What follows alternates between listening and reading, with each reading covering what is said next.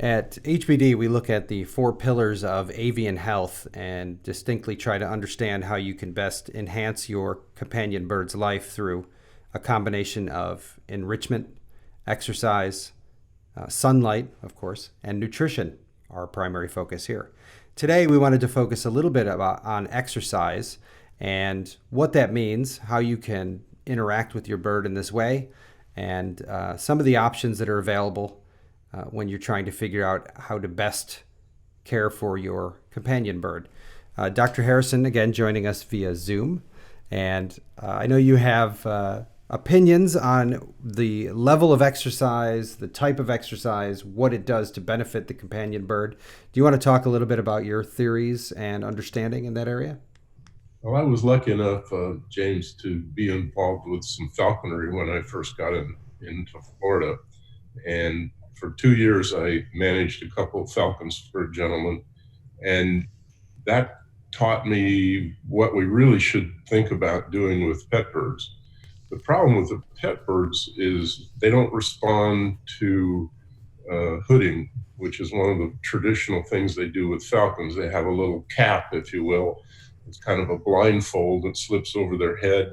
And once a falcon has, or an owl, and almost any bird in the raptor group has this thing placed over its head, it goes into like I want to call it a meditative state. It just sits there until something really crazy has to happen to make that bird react. So it's almost always visually critical that you take their sight away when you're riding them in a horse or you're putting them in a cage.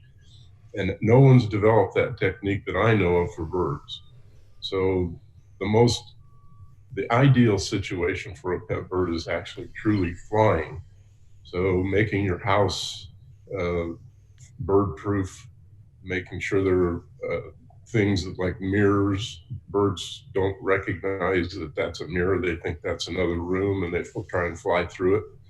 Closing the blinds on windows, again, the same situation. They think they can fly through a window.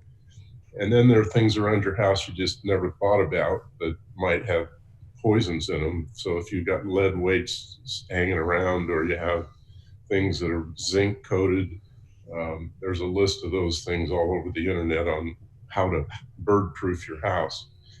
So the next step then would be to start with a very, very young bird, figuring out what will that bird, because when they're little babies in the nest, if you watch any of these nature shows showing, oh, here comes mama bird and she feeds them, the oldest bird in the clutch starts to go up on the edge of the nest, if you will, and starts flapping its wings. Because if it went to the edge of the nest and tried to fly the first day, it would fall right straight to the ground. It has no muscles. Right. So that's the first. There's two things you need to figure out. One is, what will that bird like to do, and how can you make it truly exercise? If it's just entertainment for 1 or 2 minutes, then we're not doing it any favor. Give you an example. When I was lucky enough to be involved with the Puerto Rican Parrot Project in Puerto Rico, which is another subject we could talk about for a long time. But at any rate, I was up on the top of a mountain called El Yunque, is the forest. And I was watching the Puerto Rican parrots fly from where we were to the closest city, which was 25 miles. And they would go down there and back at least 2 times before lunch. So you're talking about 50, 60, 80 miles of surveying the jungle or the habitat the bird was raised in to find the food it needed. And it uses that excellent ultraviolet radiation detecting machine called eyes that they can see ripe fruits, and they'd go down and find something to eat. So for the pet bird, if you start with these behavior things that we want to really take a deep dive in with some of our behaviorists that are interested in working with us, I'm sure they'll give us some techniques that I'm not familiar with, since I'm not training those birds for that right now. But the simple thing you would do with that little baby bird is, before you feed it, start moving the nest up and down, if you will, because the branches or whatever they're going to walk out on are not going to be stable. So you could have teaching the little baby how to perch. That would be the first thing in exercise. Yeah, he's on the perch. Now get him to flap his wings. Before he knows how to fly, So you can keep him on that perch, because when they first start to fly, unless your house is truly bird proof, they're going to crash into a wall, they're going to crash into the TV. So you have to have a place where this occurs incrementally. If we're talking about an adopted bird that's already flying, we've got a whole new challenge. And what they're doing in Europe with that is they built little harnesses. They've got harnesses from small birds to macaws. And one of our distributors in Germany, Frederick Janacek, has those in his facility. We're checking into bringing those into HBD, because they're one of those things that are patented in Europe. But at any rate, what you do is you just take a clothesline, if you will, and you hook a leash on it, and however long you want. But they said they take their macaw out and they have like a 40 or 50 yard tether or leash. They have a tether which goes from the harness to the clothesline, and then somebody stands at one end with a reward, and you've got the bird on your hand, and he learns how to fly with that system. That's a really cool system, and then you could design that pretty simply. And you got involved in that will be, how do you get the bird to tolerate the little harness that he's going to wear? So there's a whole there's a solution there, but we need people like our behaviorists that are going to talk to us about how do you teach a bird to wear a harness, and how do you teach a bird not kill itself the first time it flies with a clothesline situation. And it's really about replicating their natural environment, right? Replicating the activities. You mentioned looking for food that the parrots did in Puerto Rico. So it's trying to find exercises that can simulate some of those conditions, which really goes to an understanding of the breed and the environment that the breed is from, right? That would help, but pretty much all of them, you're not going to be able to duplicate the wild stuff. But it's just keeping that in the back of your mind. What are you trying to accomplish? And once, if you just have a 14-year-old bird and you're wondering if he's been getting enough exercise, the simplest thing to do, if they'll perch on your hand, and you raise the bird up and drop it down slowly. You raise the bird up and drop it down faster. After a while, the bird starts flapping its wing. That's when you introduce the enrichment thing. That's one of the favorite ones, is a sound, but you have to have a reward. So you have to have trained that bird to accept what is it the bird will work for. They don't always work because you want them to. There has to be a reward. So once they get the reward, then you can start adding more complex things than just stepping on a perch. You can let them hold your foot while they're on the perch, or they have a leash on their leg they have to tolerate. So there's a whole bunch of things we could go into on this, but since I'm not an expert on it, but there is one gentleman that you and I both met at AFA, and his name's Buddy. I'm sorry I don't have his last name right now, but Buddy's kind of the king of free-flying parrots. And here's how he accomplished it, according to Buddy. Buddy lived in, I believe, Georgia, South Carolina. I'm not exactly sure. And he retired from his business and bought a bunch of land, I think 30, 40, 50, 100 acres. Bought a trailer, a beautiful home type trailer, and moved out there with all his birds and started teaching them to fly, maybe in a small cage, or I don't know exactly how he started, but now he just opens up his door to his trailer and he sends his hungry birds out to fly around the 40 or 50 acres. And then he has some system, either a flag that goes up and tells them it's lunchtime, or he blows a whistle, or something to tell them come back. And he's now got a flock of macaws that he takes around the United States and shows people, yes, you can free fly birds. There's also a lady that does a series of educational videos on the internet we can look up and see if she would cooperate with us. But she's got some probably 4 or 5 weeks of information on how she's teaching her cockatoos to free fly. So it's a kind of an infantile stage right now, as far as, but the reason this is so important, James, is the same reason it's important for all of us. Exercise is probably one of the key things. If you're already exercising a lot, then you don't need more. But when you're sedentary, like I am, like a parrot is, then you've got to do some exercise. No matter how you feed it, If it sits around all day, it's going to develop heart disease. Mm-hmm. That's one of our issues we want to talk about later, but we need to get the groundwork in there about how do you prevent atherosclerosis, and that's what we're talking about. Exercise will be a big part of that.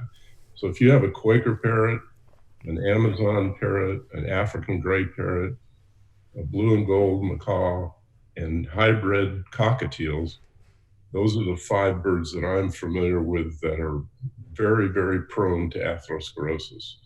So you need to keep their diet exactly like what we're going to talk about in the future, and you need to exercise those birds or they're going to develop atherosclerosis. Yeah. And a lot of people consider exercising their bird putting toys in their cage or giving them some outside the cage time for a short amount of time every day. But it needs to be more than that, right? You're saying it needs to be a more extensive program. Your bird is a kid. I mean, there are 5-year-old people in the mentality area, and that's because we're measuring their mentality, their ability to communicate. If you've ever watched a flight of birds, that some of these nature shows, there'll be 10,000 birds all of a sudden turn instantly. The whole flock changes direction instantly. How do they do that? Oh, well, they've got an internet system we don't even know about. So that's how you need to work with your bird. Nobody knows everything about birds. Nobody knows everything about exercise. Nobody knows everything about nutrition. But working together with projects like this, we can share a lot of practical experience. We just have to be careful that we aren't being so dogmatic that we aren't open to new things, like hopefully we'll be talking about in the future, the new reasons that you need to use organic, for example. Mm-hmm.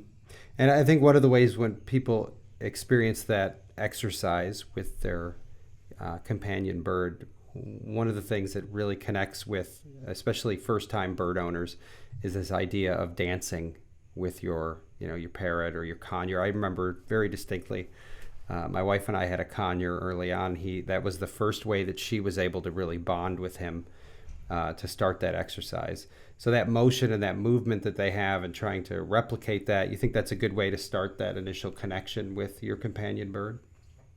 Most likely what you're dealing with there is the bird is most of those preliminary, in fact, the whole situation with most wild animals is they're preparing for getting a mate and surviving in the wild.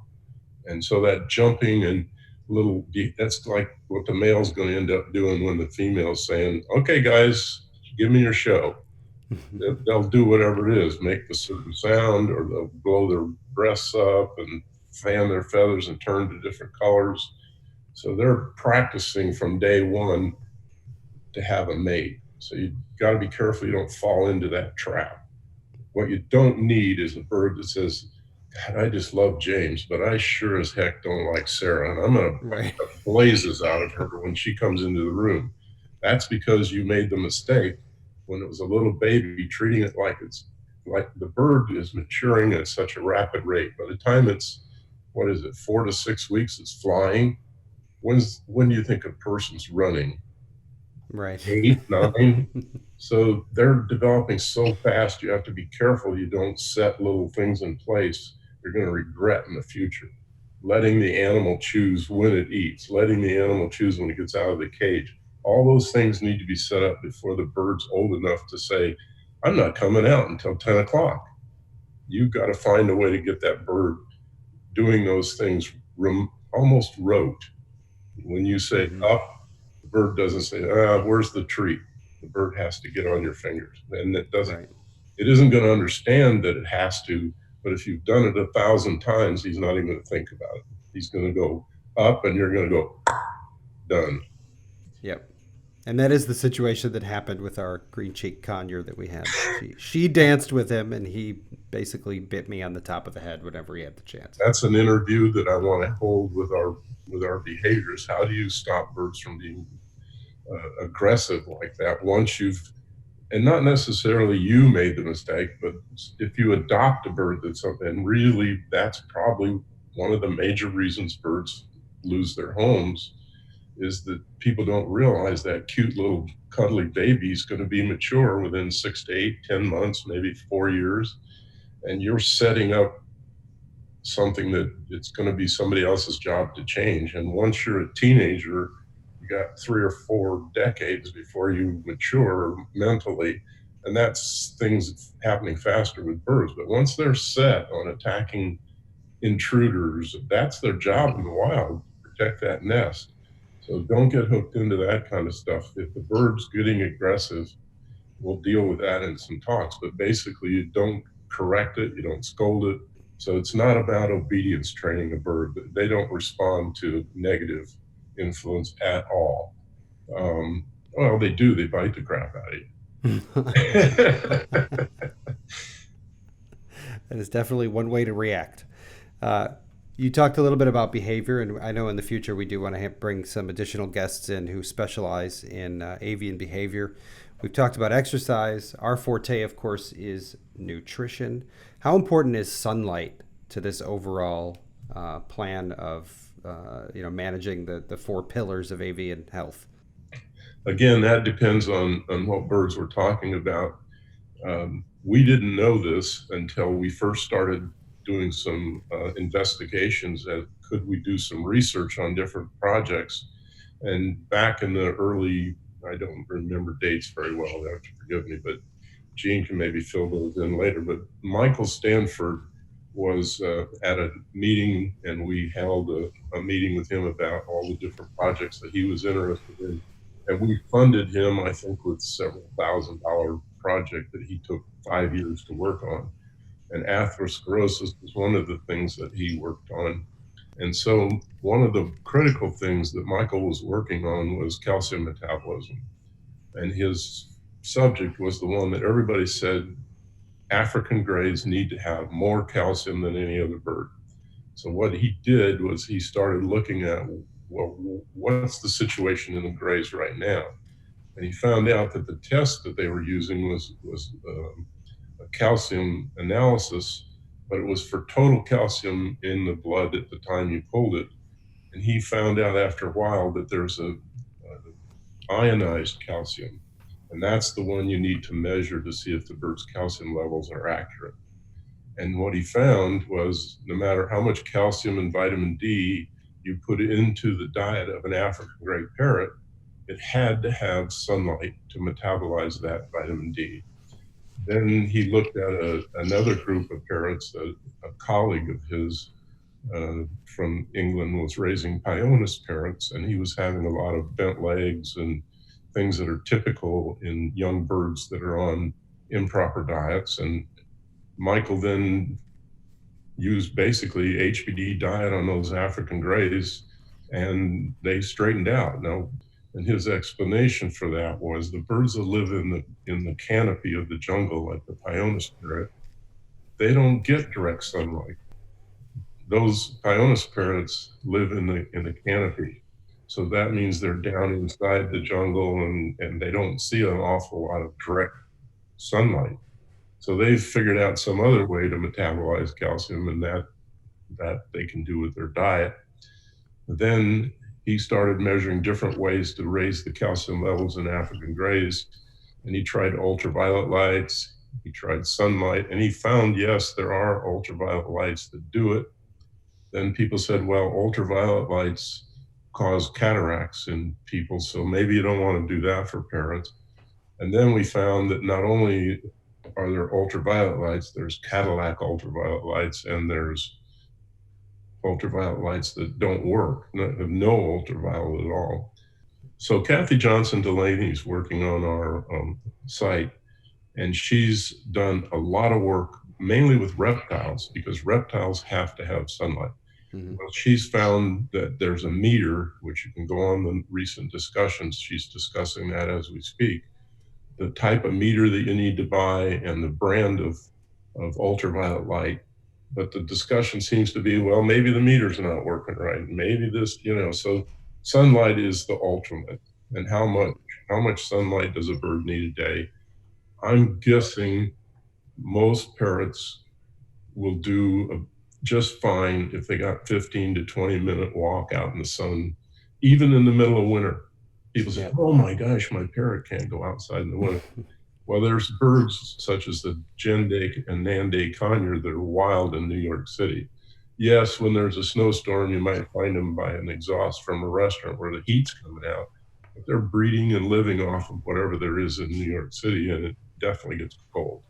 So Right. if you condition your bird to going outside all year long, you might not want to take it out in a blizzard, but it can go out.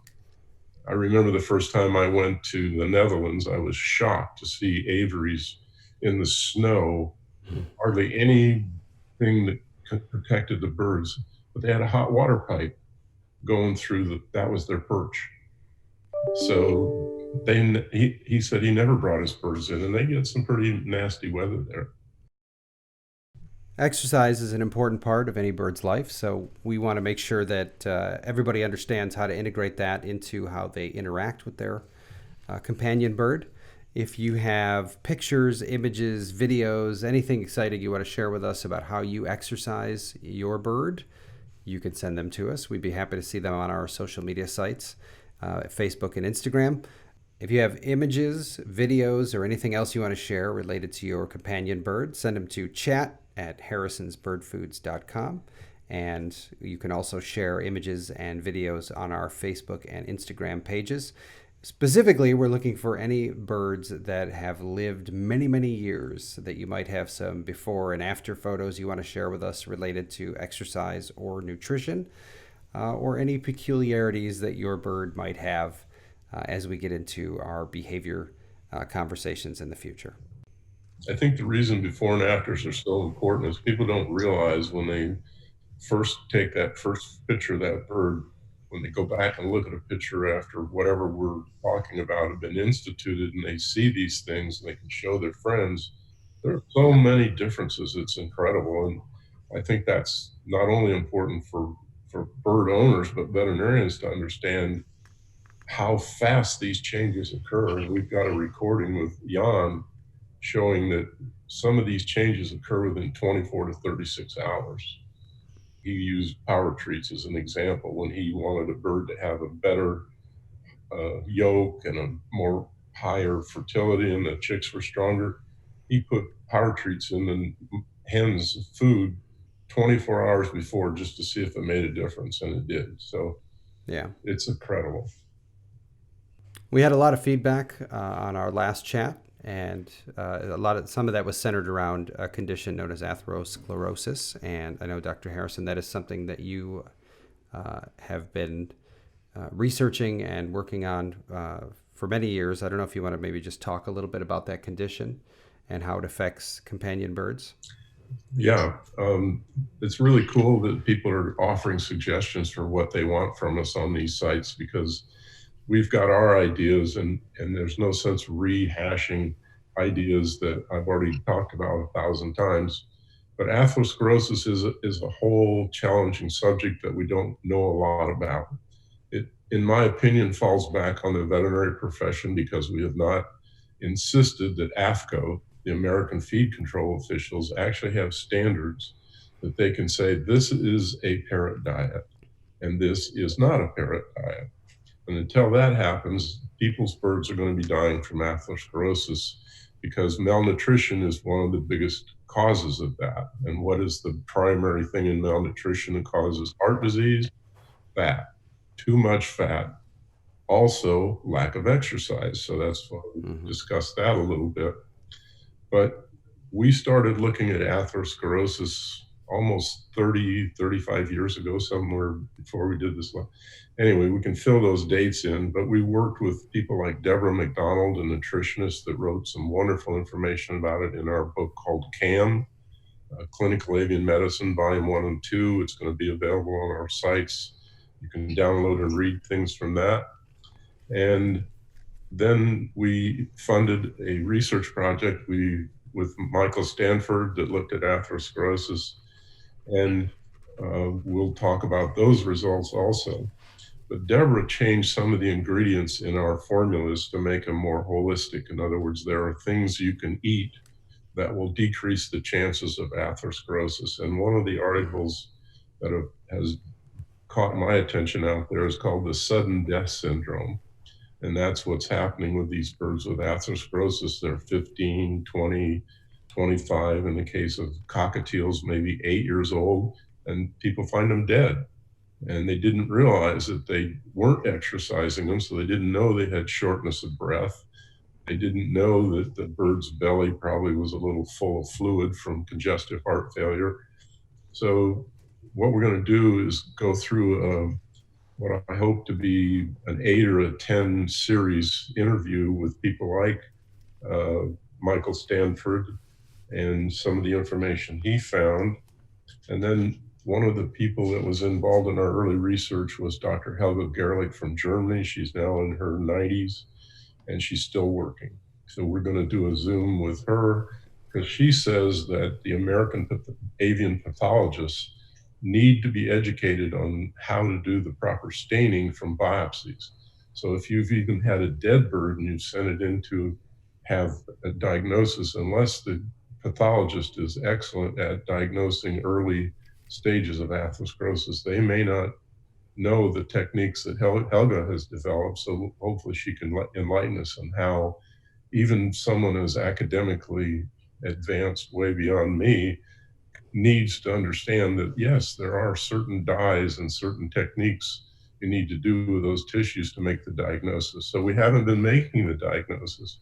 Why haven't we been making the diagnosis? Well, partially because people can't agree on how to do these various diagnostic tests. So we got two communities that we're dealing with, the academic community and the practical community. And I'm going to set the academic community aside and work with the practical community. And the reason I'm more convinced that that's the way we need to go is I spent 2 weeks with these wonderful people of Vienna, Manfred and Claudia Hochleiner. They have an avian practice in Vienna, Austria, and they're both faculty members of the Vienna Veterinary School, and they do a lot of education around the world to veterinarians. And they were presented with African greys that have the symptoms of heart disease. And what were those symptoms? Well, the bird had lack of stamina and it kind of droopy in the cage. So when those birds were brought to Montfort, he said, "Wow, that's a really sick bird. We got to be careful what we're going to do here. I'm going to put my stethoscope on first, and if the bird wouldn't mind, I'll listen to his lungs and chest." And so the bird's lungs don't expand and contract like other animals. So you don't have the same auscultation or hearing sounds when you're trying to diagnose heart disease in a bird. You won't hear what they call moist rawls. That means when you listen to a person's chest with heart disease, it sounds like they're drowning. Well, birds don't sound that way. They have other sounds they make that you can pick up with a stethoscope. He listened to their chest and found that they had these sounds. And he immediately said, this bird is a 10 or 15-year-old African gray, and it's got all the cardinal signs because you've fed it basically sunflower seeds all its life, no exercise, no sunlight. A lot of things wrong with this bird, but the thing that's killing it right now is its heart disease. And it's probably atherosclerosis. What is atherosclerosis? It's an accumulation of plaque material in the arteries of the heart and the rest of the body. So it's like the same disease in people and just about but the causes vary with the species. What Manfred did is, Claudia is an expert in ultrasound and radiology, and she developed a technique that she can do in 35 or 40 seconds. She takes an isoflurane or some other type of inhalant anesthetic, puts the cup over the little bird, puts it down, does a 30-second ultrasound or 30-second radiograph, and lets the bird up. And that's because it's going to die if they keep it down there. So then they did this on 5 African gray parrots, diagnosing atherosclerosis on a tiny little section of one of those ultrasounds or radiology. And she says, yes, I see the symptom I've used for the last 15 years to diagnose this, which is a density increase in the arteries around the heart. That's enough for them with the symptoms to go. They treated these 5 African gray parrots, and the typical African gray parrot with atherosclerosis is dead in 4 to 6 months. In the case of these 5 African grays with Montfort's, they've now lived 5 years on treatment. So they wanted to publish that.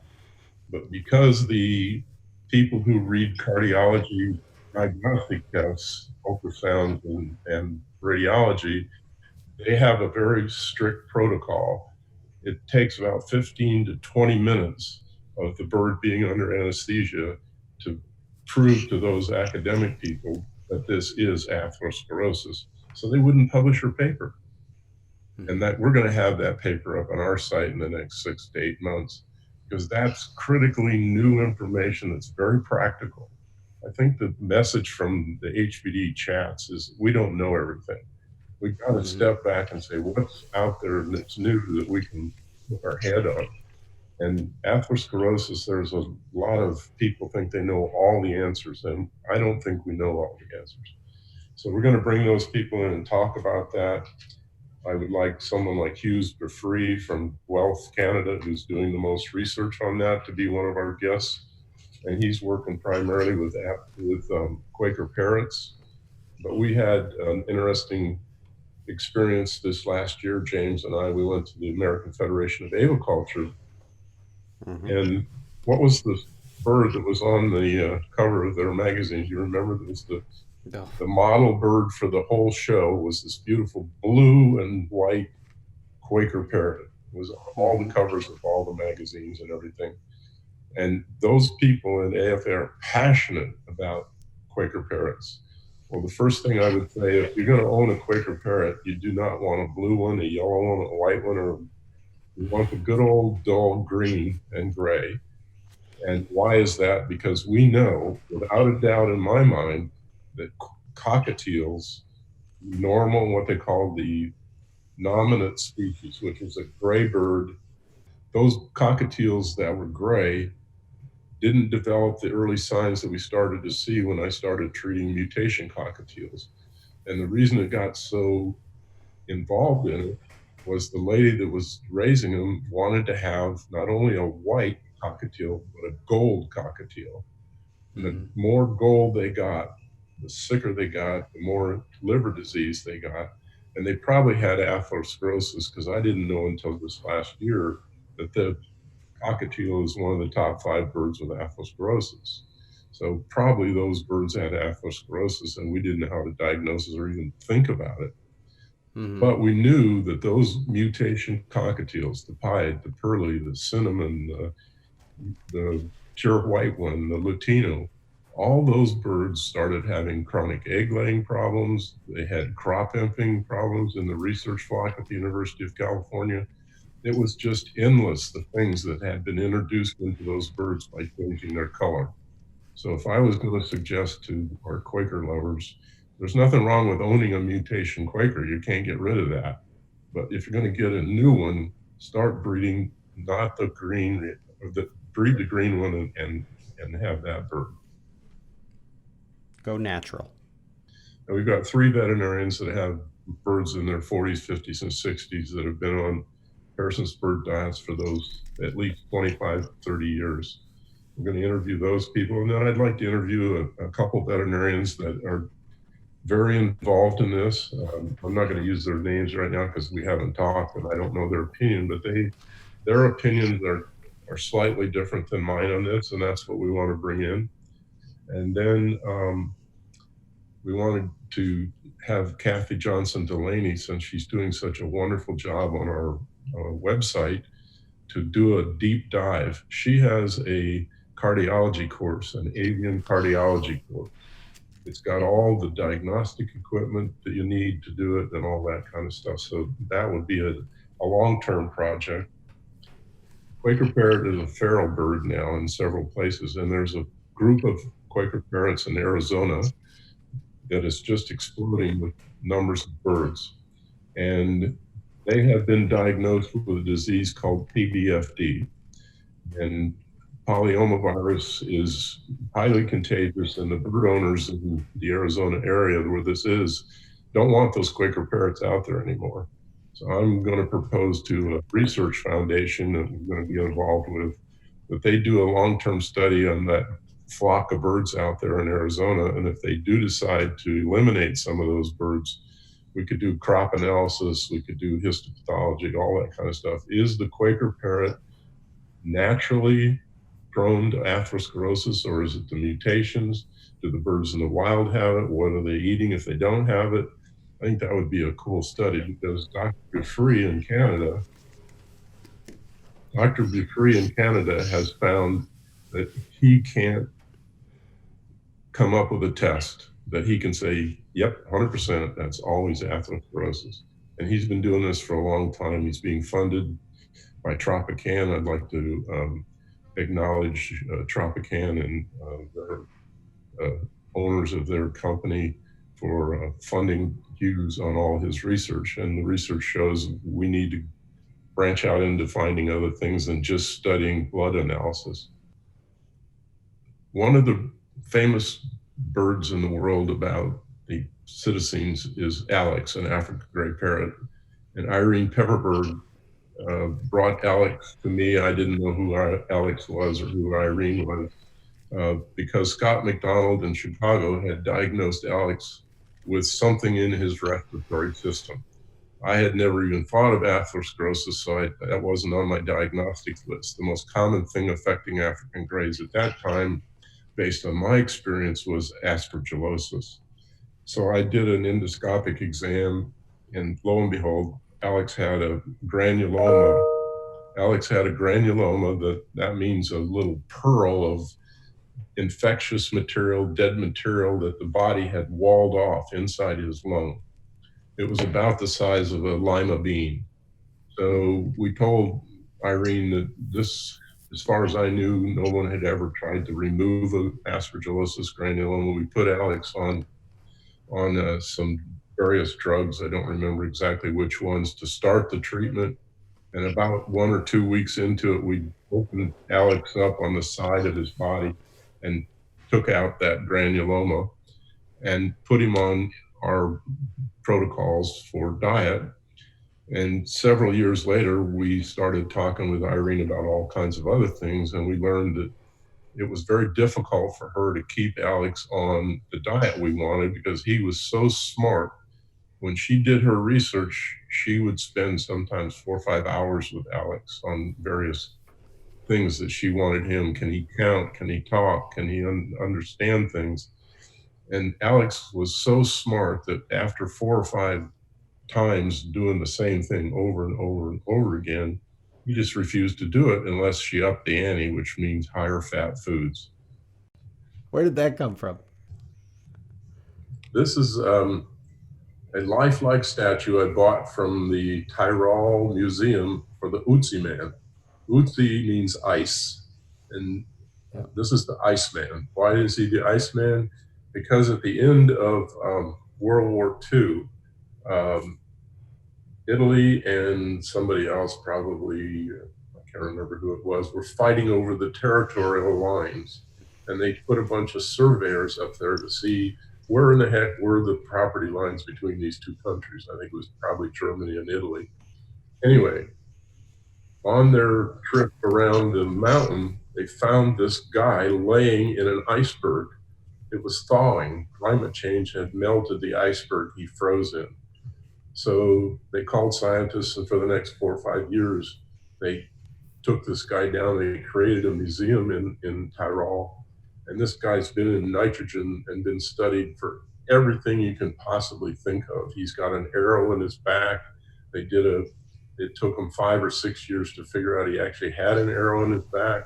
And how did that arrow get there, and why is that? And so the story I understand now is that the Otzi Man is probably like a shaman, and he also has this amazing little weapon here, so that he might not have been just a shaman, because he had this little bag that he carried things around in, and he also had this thing. And this is my replica, because they didn't give me this, but they gave me this at the museum. They also sold me a replica, the only replica of this original little device that he has. I have the replica of this in copper. And this is used for digging and chopping. So why would he do that? Well, there were things out there that he knew how to eat and how to pick. And I couldn't figure out, how could he live up on the top of a mountain in this kind of clothes? And here's the secret. Gene turned me on to a guy named Paul Stamets. Yeah, Paul Stamets. Paul Stamets. And Paul, in his discussion with Joe Rogan on his program, talked about how the Otzi Man survived in the winter. He took a mushroom. Paul said that if you light one edge of that mushroom, in 20, 30 minutes, the whole thing will be a glowing ember. So he carried his fire from one place to the other using a mushroom as a fuse. And so to me, this is the beginning of farming, organic farming using mushrooms to keep their heat. But I'm sure if they knew that much about mushrooms, they knew that there's a billion other things going on about mushrooms that we're just starting to understand. And that's the key to organic farming. Organic farming has to have soil growing mushrooms to create the food that we want to eat. And that's the purpose of this. So fungus, organic farming, all of these things are interrelated. The way that you turn the crops, you rotate what you're doing on the land. Do you want to talk a little bit about the importance of the fungus in the soil and coming out of the soil, the mushrooms that come out of the soil? Sure.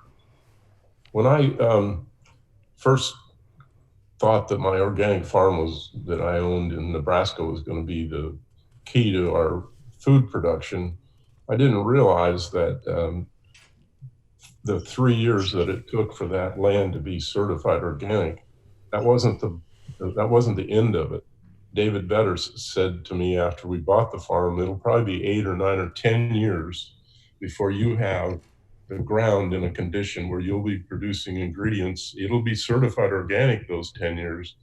But when I do my analysis here at Grain Place Foods for everything from the presence of vitamins and minerals and all those things, your products that you're raising there now don't meet my standards. So I'm not going to buy soybeans and corn and barley from your farm.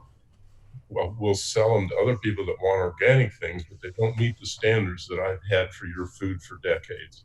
That's all I knew about it. So then I go to Canada because a gentleman up there had been decimated by the mad cow disease. And that's a whole long story, but his family had given up farming of probably a 2,000 acre farm, and it was for sale for pennies on the dollar compared to American USA land. So I went up there to visit him, and one of the coolest experiences I had was he realized I didn't know what the heck I was talking about. So he goes out into the farm and he turns over a spade full of dirt and throws it on the ground, and the whole spade full of dirt held together. So he took a spade and turned over a spade full of dirt, and I've got photographs of that. This is Wayne Isaacs in Canada. And that clump of dirt just kind of hung there, and he started pulling it apart. And he said, the reason this dirt is held together is called mycorrhiza. And I'm working with a company to help mycorrhiza grow in the soil. And I said, what is mycorrhiza? He said, well, mycorrhiza, and now I know the better explanation, and I'll use that, are basically the roots of the funguses that grow up on top of the soil we call mushrooms. So this system of mycorrhiza in an organic farm or in a native prairie or wherever man hasn't messed things up is the communication system that works with trees and shrubs and whatever's growing in that area. And down in the soil, there's a lot of things growing besides mycorrhiza. There's roots of other plants and things, but there's also bacteria and viruses and things we probably haven't even discovered down there that those mycorrhiza have learned to live with. And when you do modern farming, the first thing you do is you compact the soil, running back and forth with these huge tractors so the roots can't go down. Why is that important? Well, first of all, the plant will fall over, but the reason that the soil gives so much nutrients to the plant is the mycorrhiza. The fungus doesn't have chlorophyll. So where does it get its nutrients? Well, it gets the minerals and all the things that are down in the soil but it doesn't have sugar and it doesn't have the things that plants can give it. So the mycorrhiza wrap themselves around the roots of these trees and bushes and shrubs and says, I'll give you whatever's down in this soil, not only nutrients, but information on what you need to have in your root system to grow in this soil. Pretty amazing concept. What we do know is that those mycorrhiza, in the case of the trees out west that turn yellow every fall, there's a group of those over 1,000 miles long, and they now consider it one single tree. And why does that community exist is mycorrhiza. And they show that the mycorrhiza on one side of that forest is warned by the trees that there's bugs attacking its leaves. And it sends a message down to the roots, and the mycorrhiza pick it up and send that information chemically, I suppose, to the root system, the same family of trees 1,000 miles away, and they start producing sap in the tree that prevents those bugs. Secondly, the mycorrhiza then themselves act as a sponge to hold water, especially important. That's the secret to David Vedder's farm with his 9-year rotation. He can constantly keep these mycorrhiza growing, and he doesn't have to irrigate his farm as much as everybody else does. He doesn't have to add nitrogen because he has animals that walk around, poop on the plants. The plants digest the poop, and the poop goes down to the roots, and the mycorrhiza use it it's just a beautiful system that we're just now learning to understand because of people like Paul Stamets. So I think the fact that we pretend to know everything about nutrition, everything about agriculture, we know a lot, but we don't know everything. And why is that important? The basic thing, what happens when you kill mushrooms and mycorrhiza? The soil becomes unable to supply the nutrients to the plants. You have to supply it. That's why those plants that I was raising on my farm didn't have the nutrient levels, because the plants on my farm didn't have the nutrient levels because it had had glyphosate and every other chemical you can think of used on that soil 15 or 20 years. And that had killed the mushrooms and the mycorrhiza and the rest of the things in the soil that you need to have truly organic soil. Well, thank you for kind of walking us through your thoughts on those. And I know these are all topics that we will touch on again in the future. You did mention ExoticDVM Forum. I think it's important that if you are listening to the HBD Chat podcast and you are a veterinarian and you are not aware of the ExoticDVM Forum, that you reach out to us today. We can get you set up. It is a free online community where veterinarians can meet and discuss issues related to certainly avian health, but also other types of exotics. And you mentioned Cathy Johnson, who's been moderating that for us over the last, I think, almost a year now. Again, thank you for joining us today, Dr. Harrison. We appreciate you going through the particulars around specifically exercise and sunlight.